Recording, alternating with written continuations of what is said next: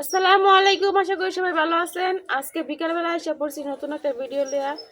আজকে বানাই এই যে খেজুরের গুড় দিয়া, আমার হাতে দেখতেছেন একটা খেজুরের গুড়ের চাকা। তো আজকে বানাই আমি খেজুরের গুড় দিয়া চিতই পিঠা, মানে দুধ চিতই পিঠা। শীতের দিন আইসে আর দুধের পিঠা খাইতাম না, এটা কিন্তু ঠিক না। ভাবলাম শীত যেহেতু আসে পড়ছে তো দুধ চিতই পিঠা বানায় খাই আর আপনাদের সাথে শেয়ার করি। আজকে কিন্তু আমি গুড় আর চিনি দুইটা দিয়াই দুধ চিতই পিঠা বানাইলাম। তো প্রথমে আমি চিতই পিঠা বানানোর যে কায়দা ওইটা করার লাগে হালকা কুসুম গরম পানি লাগবো। তো ওই পানিটা করে নিলাম। প্রথমে আমি চুলা ধরাই নিতেছি। আমার চুলা ধরানো কিন্তু হয়ে গেছে। এখন আমি এই যে কাই করার লাগে গরম পানি বসে দিতেছি।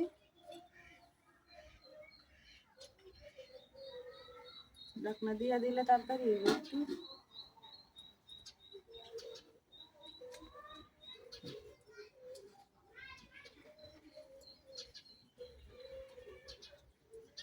পানিটা গরম হইতে হইতে এদিকে যে আমি খেজুরের গুড়টা নিছি ওইটা আমি হালকা করে বটির সাহায্যে একটু ছোট ছোট করে নিলাম। এই যে গুড়টা আমি কাটা লিতেছি ছোট ছোট করে।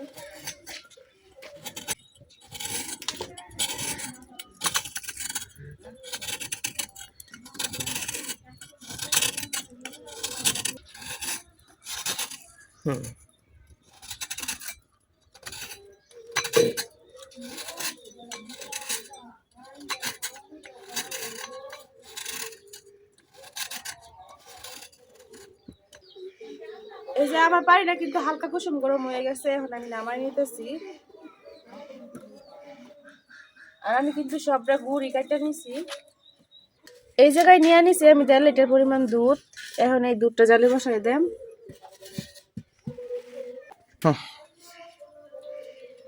এখন আমি দুধের মধ্যে এক এক করে সব উপকরণ দিয়ে লিয়াম। হালকা লবণ,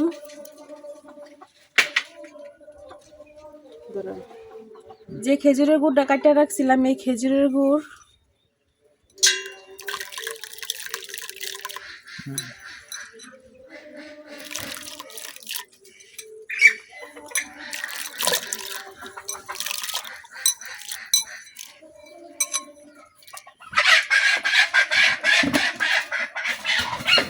এখন দিয়ে দিতেছি হাফ বাটি চিনি মিষ্টি হওয়ার লাগিয়া। আর আগে কিন্তু আমি খেজুরের গুড়টাই দিছি। এখন কিছু তেজপাতা মাঝখান দিয়ে চিরা দিয়ে দিতেছি। এখন দিয়ে দিতেছি কিছু আস্ত গরম মশলা। আমি কিন্তু সবকিছু একেবারে ধুয়ে দিতেছি, কারণ এগুলোর মধ্যে অনেক ময়লা থাকে।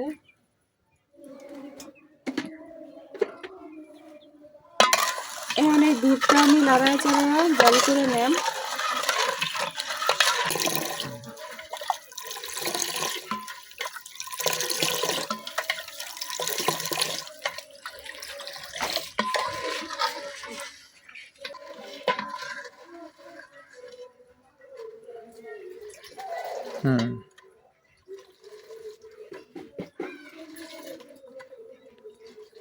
দুধটা জাল হইতে হইতে এদিক দিয়ে আমি পিঠার যে কায়দা ব্যাটারটা ওইটা বানাই নিলাম।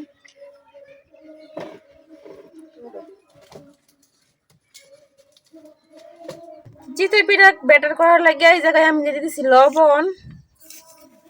এখন অল্প অল্প করে গুঁড়া দিয়া, মানে চালের গুঁড়া, আতপ চালের যে গুঁড়াটা ওইটা নিছি আমি, শুকনা চালের গুঁড়া নিছি। দিসলা আজকে ব্যাটারটা আমি হাত দিয়ে বানাইলাম, কারণ হাত দিয়ে বানাইলে অনেক সুন্দর হয় আর পিঠাগুলো খুব ভালোভাবে ফুলে।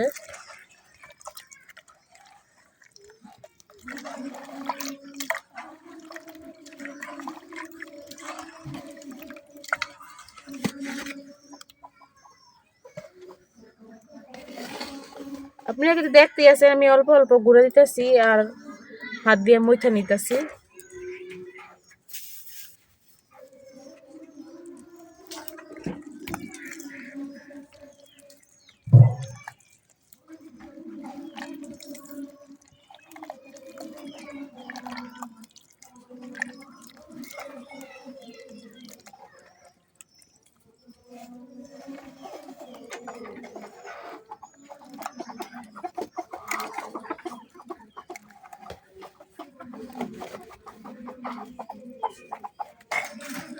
আমার ব্যাটারটা কিন্তু এখনো তৈরি হয় নাই, আরো কিছুক্ষণ সময় লাগবো।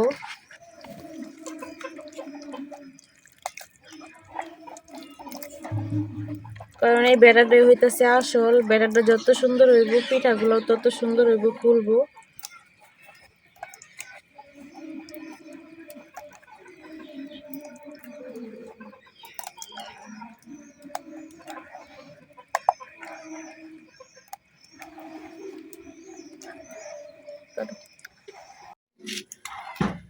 তো এই যে আমার গুঁড়োটা কিন্তু এরকম থাকবো, বেশি পাতলাও না বেশি ভারীও না, হয়ে গেছে কিন্তু।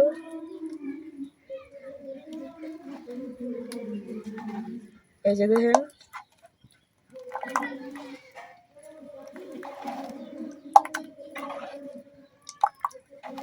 এখন দেখি ওদিক দিয়ে আমার রসের কি খবর।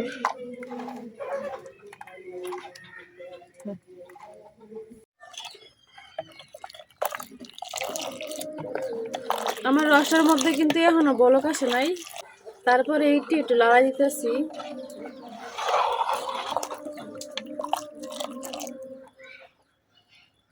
এখন ডাইটটা আর কিছুক্ষণ জাল করে নেম। তো এই যে দেখতেছেন আমার রসের মধ্যে কিন্তু একবার বলক এসে পড়ছে জুড়ে।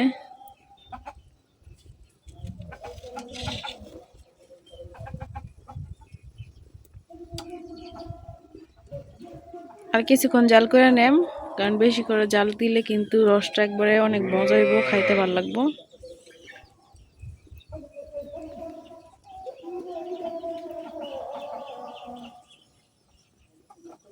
তো আমার পিঠার জন্য কিন্তু রসটা একেবারে রেডি হয়ে গেছে। এই দেখেন অনেকক্ষণ আমি জাল করে নিছি, অনেকটা ঘন হয়ে গেছে। অনেকেই ভাবতে পারেন যে ঠান্ডা দুধের মধ্যে আমি গুড় দিচ্ছি, কারণ ঠান্ডা দুধের মধ্যে দিলে ভালো, আর গরম দুধের মধ্যে দিলে কিন্তু দুধটা একবারে ফাইটা যায়, ছানা হয়ে যায়, খাইতে ভালো লাগে না। তো আমার শিরাটা কিন্তু একেবারে রেডি হয়ে গেছে। এখন আমি নামাই নেম, নামাইয়া ডাকনা দিয়ে ডাইকা রাখলাম যেন শিরাটা ঠান্ডা না হয়ে যায়।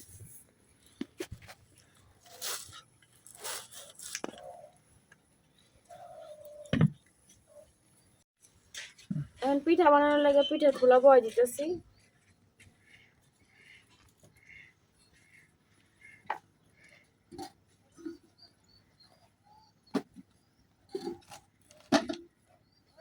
আমি কিন্তু পিঠার ব্যাটারটা ডাইরেক্ট রাখছিলাম। এখন দেখি কি খবর, মাগরিবের আজান কিন্তু দিয়া দিছে, রাত হয়ে যাইতেছে। তা আমরা পিঠা চিটা করলে কিন্তু একটু রাত্রেই করি, কারণ রাতে ঠান্ডা পড়ে বেশি, ভালোও লাগে করতে। বয়সে কিন্তু আসর আজানের পরে দুধটা জাল হইতে আর কি সময় লাগছে, পিঠাগুলো হইতে বেশি সময় লাগতো না।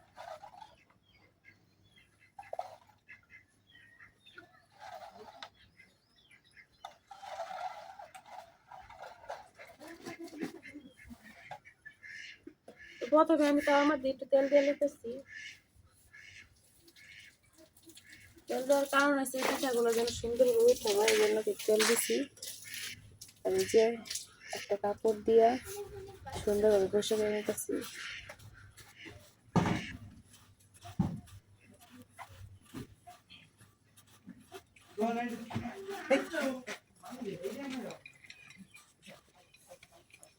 এখন ডাইটটা দেই আর একটু গরম হোক তাওয়াটা।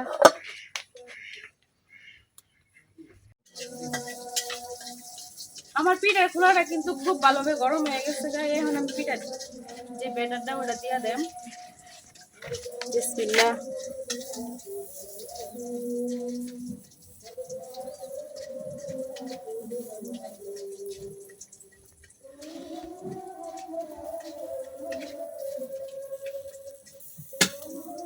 এখনকার খোলাগুলা ভালো না, একবারে ঢাল। এখন ডাইকা পিঠা হওয়া পর্যন্ত অপেক্ষা করাম। অনেকক্ষণ কিন্তু হয়ে গেছে। প্রথম পিঠা তো মোটামুটি ভালোই ফুলছে, আর দেখেন খুব সুন্দর হবে কিন্তু উঠে যেতেছে একবার তেল দেওয়াতে। তো পিঠাগুলো কিন্তু উড়ে সরাসরি একবার রসের মধ্যে দিয়ে দেওয়া লাগবে, নাহলে কিন্তু হতো না।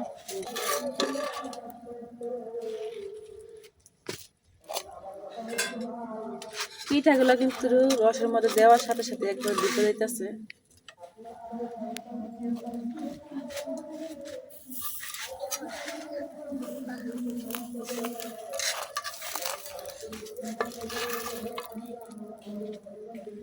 সবগুলা পিঠাই কিন্তু হয়ে গেছে। এখন এগুলো আবার ঢাকা দেন, কারণ রসটাও গরম থাকতে হইব, পিঠাটাও গরম থাকতে হইব।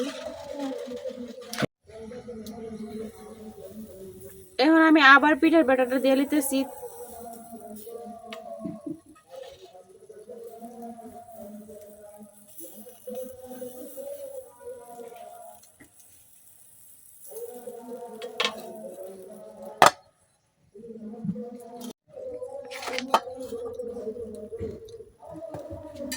প্রথম পিঠাগুলো কিন্তু ফুল ছিল কম, এখন দেখেন দ্বিতীয় পিঠাগুলো আল্লাহর রহমতে ভালোই ফুলছে।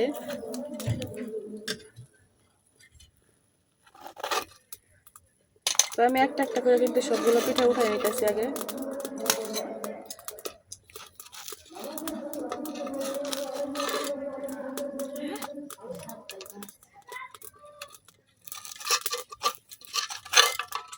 এই যে সবগুলা পিঠাই কিন্তু উঠাই নিচ্ছি। এখন আমি আবার পিঠের ব্যাটারগুলো দিয়ে নিতেছি।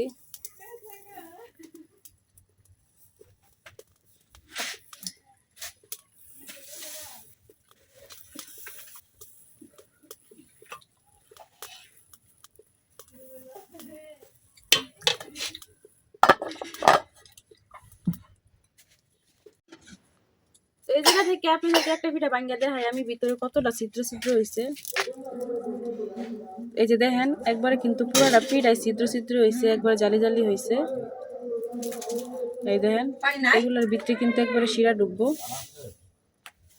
তখন আমি এই পিঠাগুলো রসের মধ্যে দিয়ে দিয়েছি।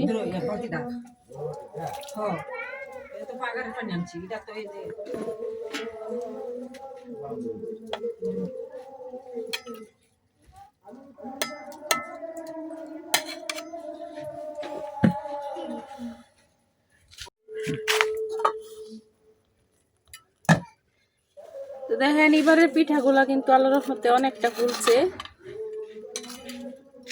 এই পিঠাগুলা বানালে কিন্তু এরকমই হয়, প্রথম 2-3 ফুলা আর কি একটু ফুলে না, পরে ঠিকই ফুলে।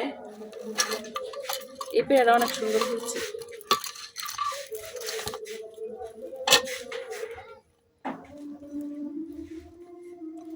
এই যে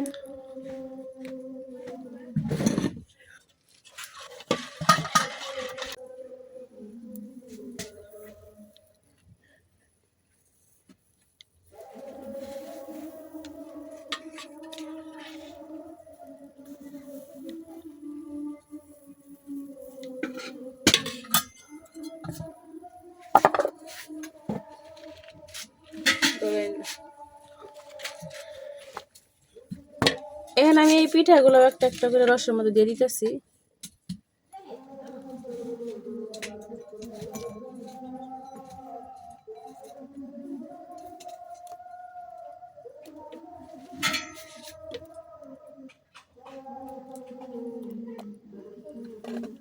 এখন আবার ডাইকা রেখে দিলাম।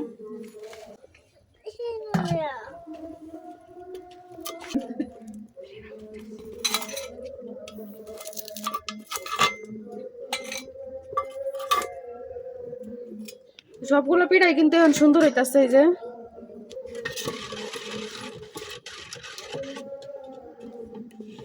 এখন আমি আবার পিঠা দিয়ে নিতেছি।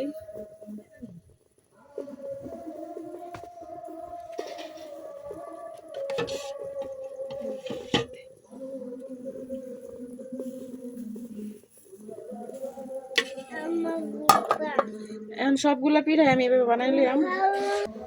আমার পিঠা বানানো কিন্তু শেষ। এই যে এটা দিলে শেষ, এই খোলাটাই বাকি আছে।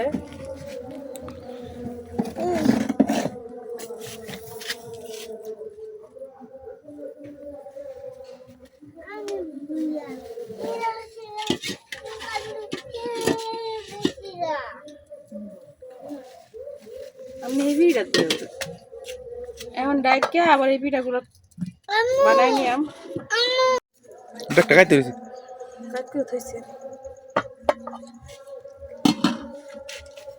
তো শেষমেশ পিঠাগুলো কিন্তু হয়ে গেছে। এই যে দেখেন উপরটা যেমন সাদা, নিচেটাও কিন্তু একবারে সাদা, নিচেটা কিন্তু একবারে কালো হয়ে গেল, পুরে নাই।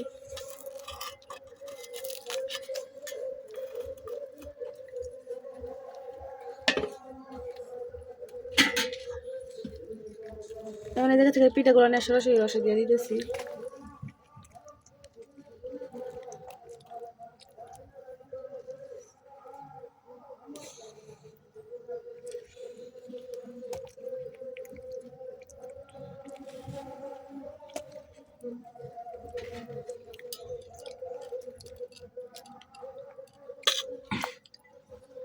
এখন এই পিঠাগুলা 3-4 ঘন্টার লাগে এইভাবে রাখা দেওয়া লাগবো।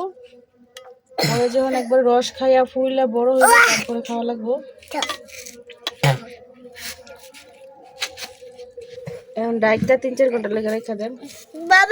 পিঠা খাইবার লাগে কুম্বাল থেকে বই রয়েছি, ওখানে আমার পিঠা দেয়া না, আমি অনেক শীতের মধ্যে বই রয়েছি। এই পিঠা দাও তাড়াতাড়ি। ভাবছিলাম পিঠাটা 3-4 ঘন্টা পরে খাইয়াম, কারণ 3-4 ঘন্টা পরে খাইলে পিঠার মধ্যে যে রসটা আছে একবারে সবটা রস পিঠাটা টাইনা খায়নি তো, আর পিঠাটা অনেক বড় হইতো, খুলে খাইতে অনেক ভালো লাগতো।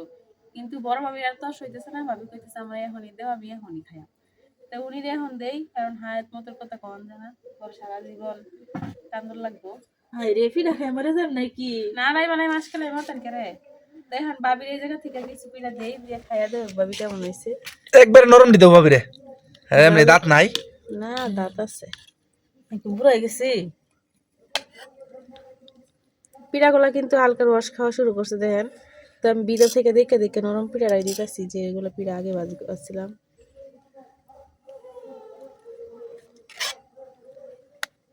তো এই পিঠাগুলো একটু রস খাইছে, আর গুড় দেওয়ার কারণে দেখেন শিরাটা কত সুন্দর হয়েছে। তো আপনি করে একটা বাইঙ্গা দেখাই ভিতরটা কেমন হয়েছে। এই যে দেখেন ভিতরে কিন্তু রস গেছে, এই যে। তো ভাবি এখন খায়া কোক কেমন হয়েছে, আমি তো বানাইছি। দেও।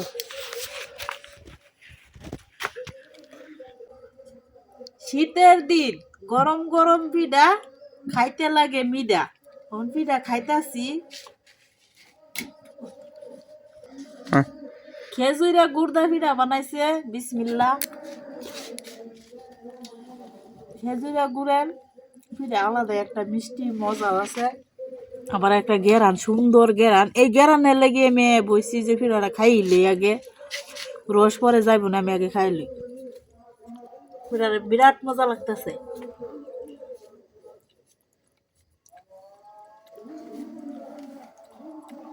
কনাফা পিঠা বানাইছে, আমার তো খান লাগবো। কনাফা আবার অসুস্থ, তাইলে অসুস্থ হইলেও পিঠা বানাইছে। পিঠা পিঠা সেটা আমি বানাই না, বেশি হ্যাঁ বানা, আমি খাই আর কি বানাইলে।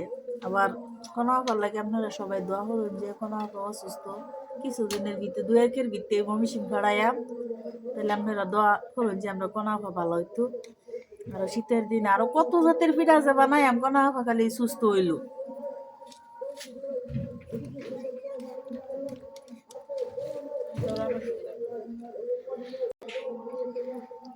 আমাদের যে মসজিদটা আছে ওই মসজিদে কিন্তু সভা হইতাছে।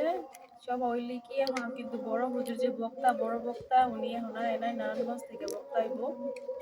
এই জন্য আমরা আগে ভাগে পিঠা বানাই শেষ করে নিচ্ছি, পরে আর কি ওয়াজ শোনা মাহফিল বাড়িতে বসে বসে শোনা যায়, বেশি দূরে না। তো ভাবি এখন খাওয়া দাওয়া করুক। এই শীতে যারা এখনো দুধ চিতই পিঠা বানায় খান নাই, অবশ্যই খাইয়া দেখবেন একবার। আর আমার ভিডিও যদি ভালো লাগে আমার চ্যানেলটা সাবস্ক্রাইব করে দিবেন। আজকের ভিডিও এই পর্যন্তই, সবাই ভালো থাকবেন, সুস্থ থাকবেন, আল্লাহ হাফেজ। আল্লাহ হাফেজ।